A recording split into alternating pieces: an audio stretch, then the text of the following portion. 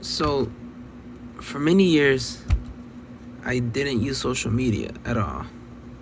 I mean, I avoided it because I thought it was like a dystopia trap, something that's like from a horror film, something from like Black Mirrors, where like these very intelligent people from like MIT and all these elite universities will come and they'll design these devices to like monitor you and basically a dystopia kind of like device. I really feared it because I felt like, why is my existence becoming so virtual? Why is my being?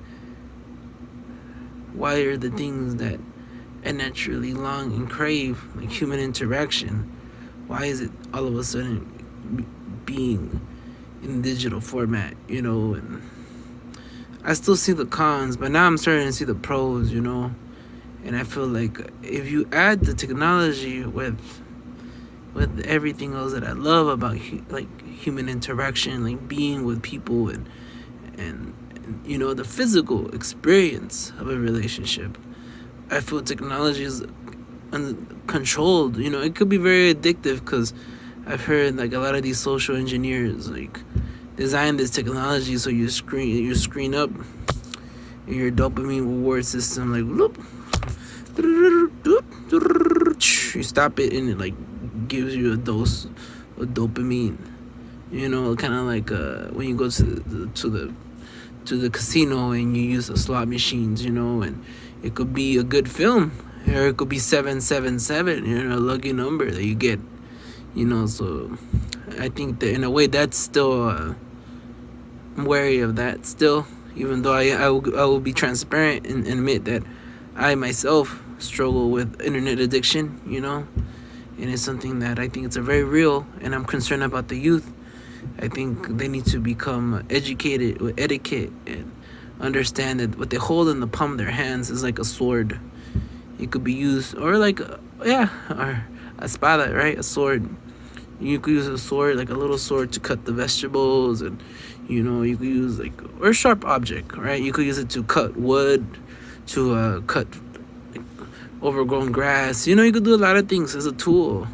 But you could also use it to kill people. You could also use it to cause great harm. So it's like a scalpel, right? A scalpel can be used by a doctor. And I didn't use this analogy. I've heard this many times, so I can't take credit for it.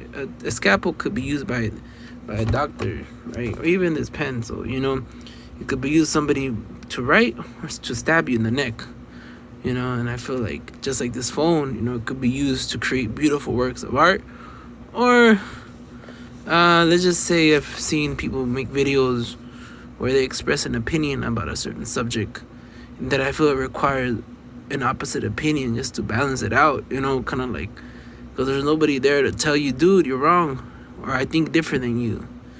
It's not that I'm right and you're wrong, more like I have a different opinion than you. And I feel through our interaction and through our dialogue that we could share and learn and grow. And I'm not saying, convert. Absolutely not. I don't want to convert nobody. I'm more saying just share, learn, and grow, and even debate. I like having intellectual arguments with people who are of a high intellect, but the complete opposite of me, because I feel that's when I grow and learn the most.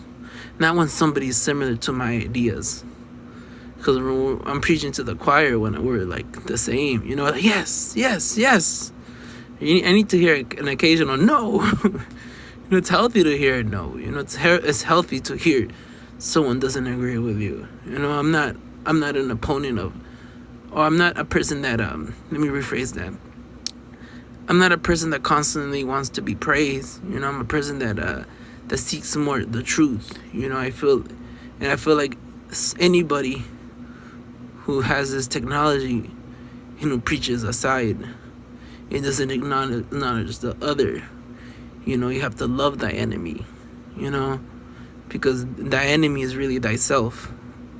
And I think that's one of the two commandments that Jesus gave, right? He said, love thy neighbor like thyself, and love thy God with all thy heart and thy soul, and then love thy neighbor as thy own, or something like that. I need to look it up or put it in the descriptions.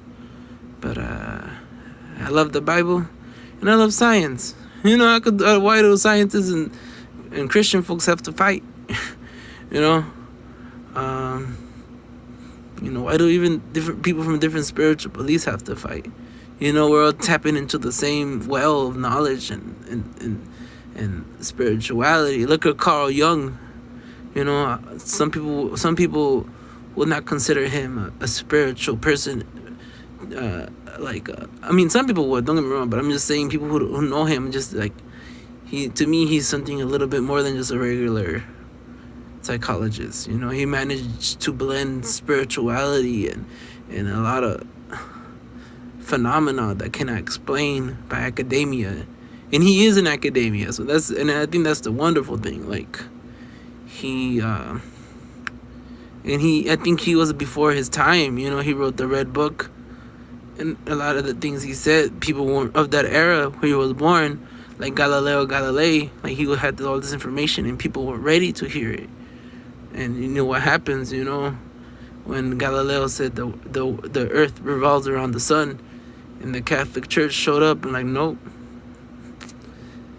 And I mean that's the other extreme of, I seek an opponent, but at the same time I don't seek that kind of opposition, like where it's not even an intellectual debate anymore. It's more like an emotional, like you're not debating me with intellect anymore. Now you're debating me with your heart.